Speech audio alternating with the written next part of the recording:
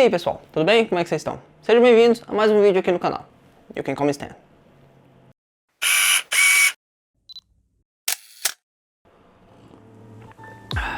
O vídeo de hoje é sobre teoria de fotografia. Eu já consigo ouvir um monte de vocês falando que saco. Mas cara, a teoria, ela é tão importante ou mais importante do que a prática em si. Sim, a prática é muito importante porque você vai colocar a mão na massa. Mas a teoria, ela é muito mais importante, pelo menos ao meu ver, que a prática, porque você tem que entender o que você está fazendo antes de fazer. Você entender a teoria em qualquer coisa que você vai fazer te poupa tempo e trabalho. E hoje eu vou falar de uma coisa que vai te fazer parar de usar o modo automático da câmera e começar a ter mais controle sobre a sua imagem. Hoje a gente vai conversar sobre triângulo de exposição. O triângulo de exposição são os três pilares da fotografia. Esses são a abertura do diafragma, a velocidade do obturador e o ISO. Se você está começando agora, entender essas três coisas vai ser a base para você captar imagens melhores e ter mais controle sobre o que você produz. Mas antes de explicar o que é triângulo de exposição, eu quero contar um pouco da minha história e sobre o que eu aprendi com ele. Eu não sou fotógrafo. Eu tiro umas fotinhas aqui e ali, mas não profissionalmente. O que eu gosto mesmo de fazer e o que eu quero trabalhar é com vídeo. Mas eu entendi bem cedo que para você poder fazer um vídeo bom, você tem que entender de fotografia. Porque um vídeo nada mais é do que fotos em sequência, ou frames por...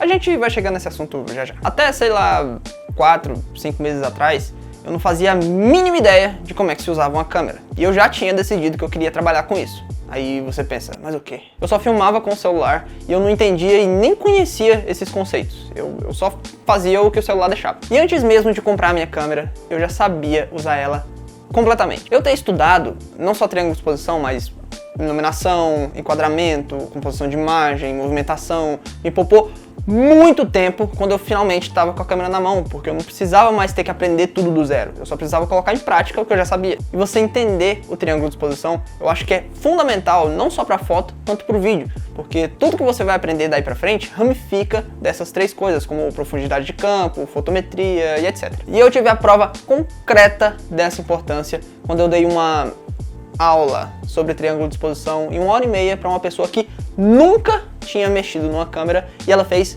esse vídeo.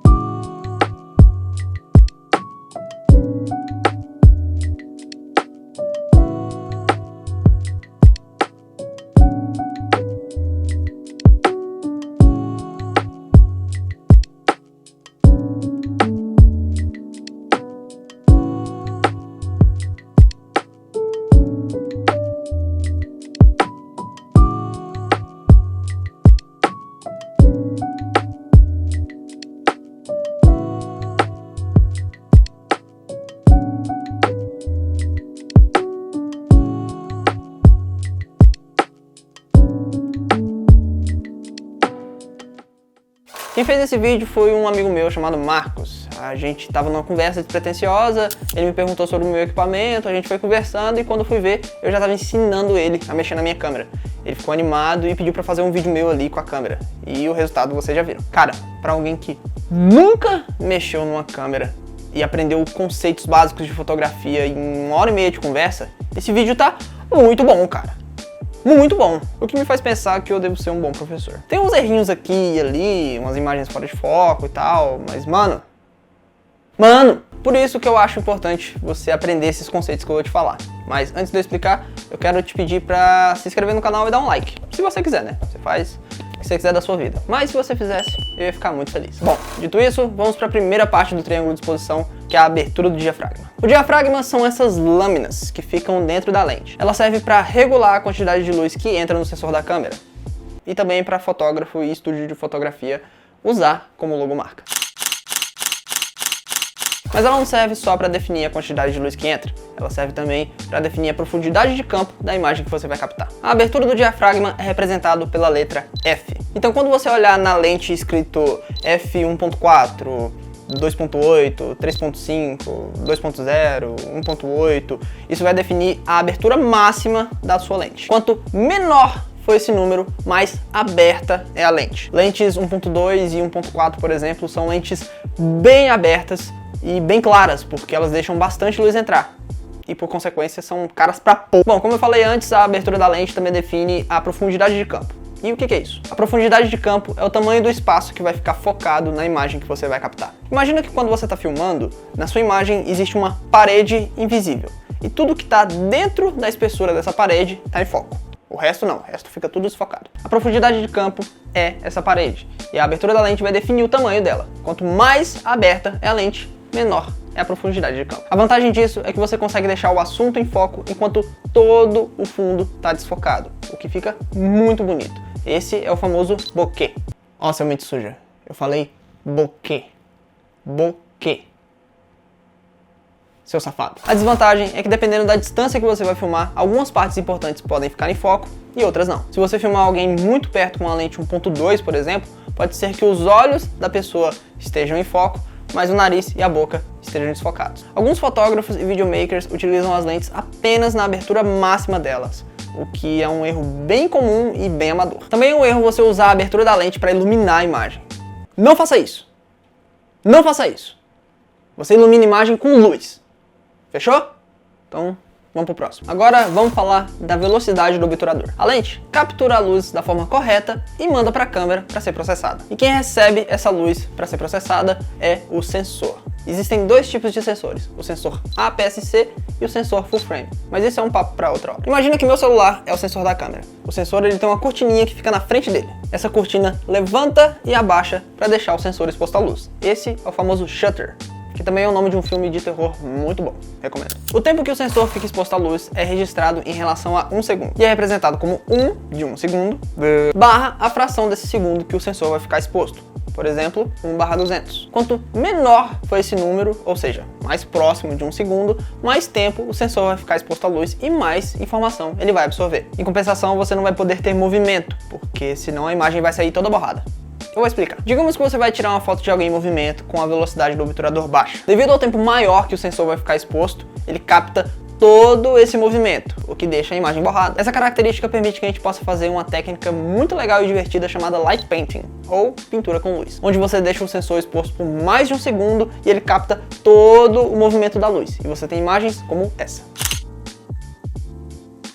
A velocidade baixa do obturador é muito utilizada para tirar fotos à noite e em ambientes escuros, porque ela capta muito mais das poucas luzes. A fotografia com obturador com tempo acima de 1 segundo é chamada de fotografia de longa exposição, e você tem imagens como essa.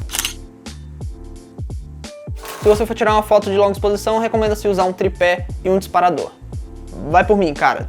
Você não vai conseguir ficar 100% imóvel, e a mais ínfima das mexidinhas vai deixar sua imagem toda borrada. O contrário já não acontece com a velocidade alta. Quanto maior a velocidade do obturador, menos luz e informação ele captura. Em compensação, ele consegue registrar aquela fraçãozinha de segundo que você precisa. A velocidade alta do obturador é muito utilizada em fotografia de esporte, porque você precisa captar aquele momento crucial com muita nitidez. E você tem fotos como essa. Essa foto do gol de bicicleta do Richarlison na Copa é uma sacanagem, cara. É uma sacanagem. O maluco que tirou essa foto, eu queria dar um beijo nele. Que foto bonita da porra. E por fim, temos o ISO. O ISO nada mais é do que a luz digital que você coloca na imagem. É isso.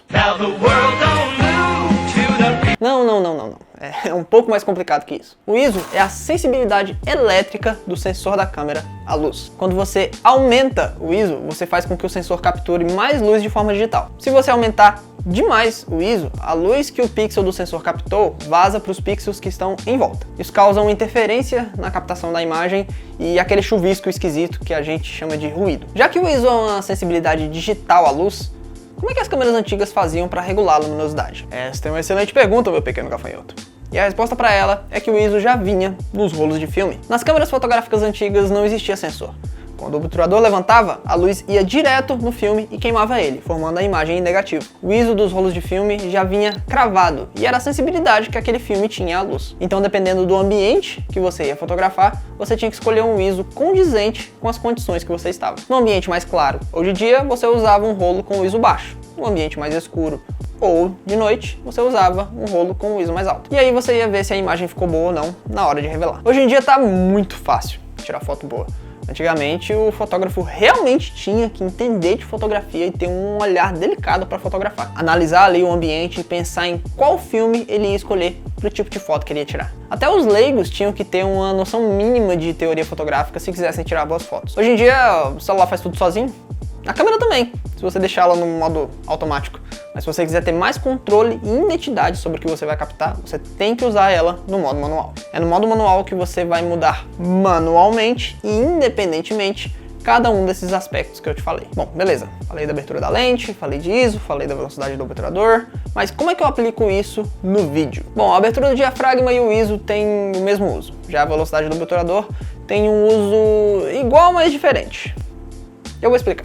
Quando você filma algo, você tem que escolher em quantos frames por segundo, ou FPS, você vai filmar. O mais comum e mais utilizado são os 24 FPS, ou seja, em 1 segundo são 24 fotos. Essa faixa de FPS é a considerada normal e é utilizada por regra no cinema. Ela simula a naturalidade que o olho humano percebe. Por exemplo, esse borrão que a gente vê quando passa a mão assim na frente da gente, para poder passar essa mesma sensação, você tem que gravar em 24 FPS. Quando você aumenta essa taxa de quadros, por exemplo, 60 FPS, você aumenta a quantidade de fotos que é tirada em 1 segundo. O que diminui a naturalidade e aquele borrão não é mais visto, porque agora você tem mais informações do movimento que você fez. O que deixa o movimento um pouco nítido demais e causa uma certa estranheza. Em compensação, ao diminuir a velocidade do vídeo, ele fica mais fluido do que se fosse gravado em 24 FPS. Quanto maior for a quantidade de FPS, mais fluido ele fica quando você diminui a velocidade dele.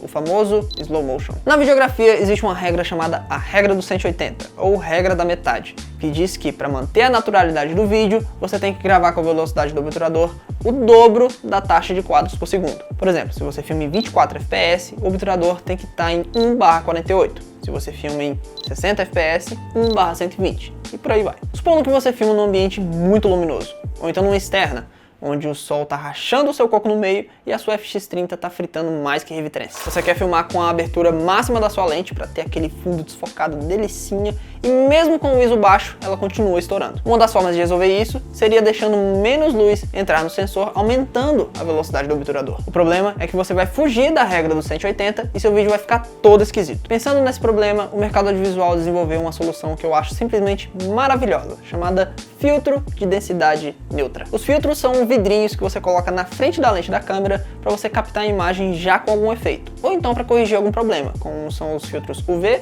polarizador e o filtro ND. Outra função deles também é que eles acabam, por consequência, protegendo a sua lente. Se estragar o seu filtro, ele não vai custar tão caro quanto a manutenção da sua lente ou então a lente nova. E o que o filtro ND faz? ND stands for Neutral Density, ou densidade neutra. Ele regula a quantidade de luz que entra na lente para que você capte o máximo de informação sem precisar aumentar a velocidade do obturador e ter uma imagem linda como essa aqui. Bom, é isso.